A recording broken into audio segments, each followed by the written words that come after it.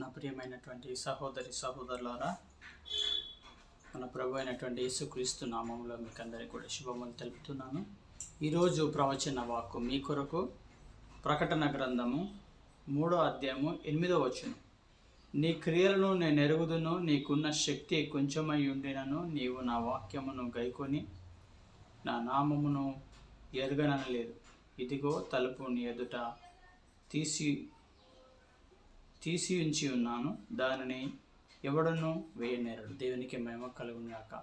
ఈరోజు దేవుని యొక్క వాక్యం ఏంటంటే, నీకున్నటువంటి విశ్వాసము కొద్దిగా ఉంది, అయినా కూడా నువ్వు దేవుని యొక్క వాక్యమును ఏం చేయలేదట, విడిచిపెట్టలేదు.